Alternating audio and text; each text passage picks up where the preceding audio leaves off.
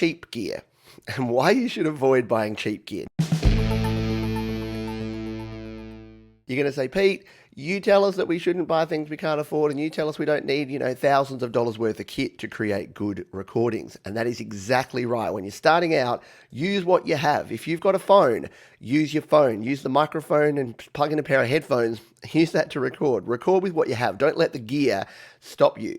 But what I see is when people take that first step from having no gear to having some gear, they make a couple of mistakes. And weirdly, the two mistakes are they buy gear that is way too good for them, or they buy gear that is way too bad for them. So I'm going to give you two examples here. Here's my studio gear guide. And yes, you can jump over to studiolivetoday.com/gear and all my recommendations are here. So I've got my current setup. It's December 2020. I haven't bought anything much new since then. So I do need to update this though to April 2021. So I've got my recommendations when it comes to audio interfaces, the headphones that I recommend, my guitar, keyboards, lightning to USB adapters, everything that I use here in the home and mobile studio is here. And you'll notice that there's some similarities between the gear I have here. None of it is super high end, but none of it is super low end. So that's the key I wanted to put here, because here's a couple of things that people do. Is that when they're starting out, they go, cool, I'm going to start recording. And what do? They go to Amazon and they go, oh, okay, what do I need? I need a microphone. I'm on Amazon. I need a microphone. Oh, here we go. No, that's 56. This looks good. Look at this. It's a USB microphone for $34.99. And it's got some good ratings. Now, you may own this. And if you do, more power to you. But in my experience, a microphone that costs you $30, $35 is not going to do a great job. It's going to do a job, but it's not going to do a great job for you. And there's a lot of these microphones on here. You get these sort of streaming kits. They're either USB or some of them are XLR microphones. You can see there's a bunch of them. This one's $29.95. They're all around that $20 to $30 mark and up to about $50 for a kit. Now, I would argue that if you're starting out, that's not much of an upgrade from the stuff you're probably using.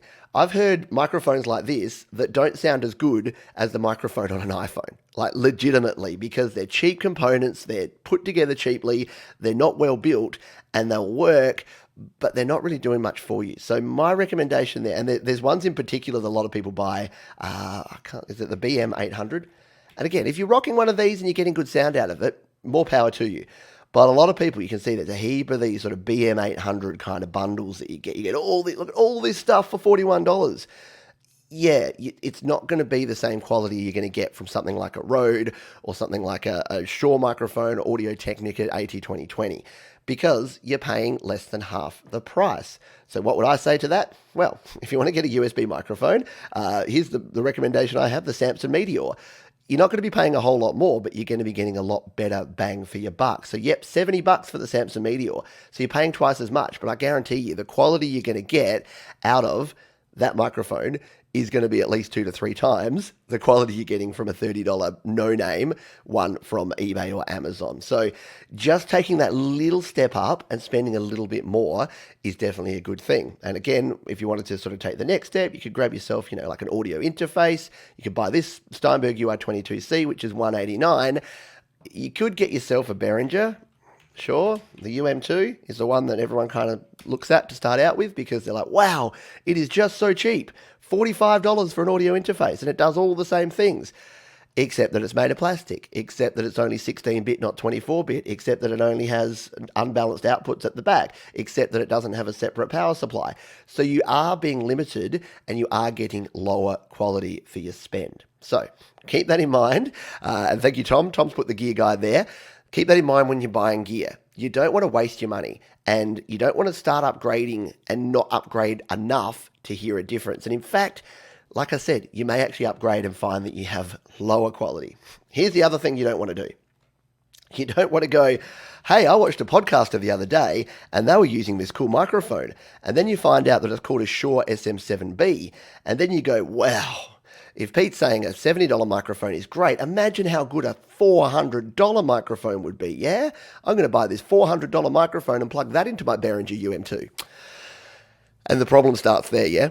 So you're going to be using something that is too good for you. And I know that sounds weird. How can something be too good for you? But you need to work your way up because there's some certain things you need to know about this microphone. It is extremely low gain. If you get this and plug it into a consumer level audio interface, you're going to be super disappointed by how quiet the audio coming through actually is. So you need to get something called a cloud lifter or a inline gain increasing device. So you need to get something like this that has the cloud lifter as well as the SM7B. So now you're out for $589 and you still got to get an audio interface to plug it into. And then you need to know how to use it. You need to know that it's a dynamic microphone, not a condenser. So you don't need phantom power, and you do need to have it set up in a particular certain way, and you need to have the other gear. So I'm saying all this to say when you're coming into it and you're starting to look around at gear, not that all my recommendations are going to be perfect for everyone, but what I've done is I've done the hard work for you. I've spoken to folks in the home recording community. I've used all this gear myself, and I've worked out that there is a price point. And I'll finish with this. The way I usually compare this is to wine. If any wine drinkers in the house, if you're a wine drinker, then you can probably tell the difference. If you're just your average go down the pub, drink a bottle of wine, you probably can tell the difference between a $5 bottle and a $20 bottle, yeah? $5 bottle, it just tastes wrong. It just tastes like chemicals. It's no good. $20 bottle, hey, that's kind of a nice drop. I'm happy to sit back and drink a bottle of $20 red in front of the fire on a nice cold winter's night. If you plonk a $100 bottle of wine in front of me and say, oi, wine boy, tell the difference between the 20 and the 100, I'm lost. There's no way I can tell the difference between a $20 bottle and a $100. And the same with your audio gear.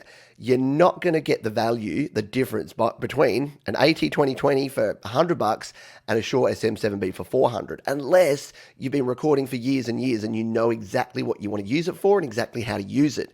But you are going to tell the difference between an AT2020 for $100 and a BM800 for $30. You just are, because the quality of the components and the quality of the microphone is going to be different. So keep that in mind. If you're upgrading your gear, don't go too high, don't go too low. Find that sweet spot in the middle, or just keep recording with what you got. Because if you spend too little, you're going to be disappointed with the quality. If you spend too much, you're going to just think you get this automatic quality boost, which is just not going to be there.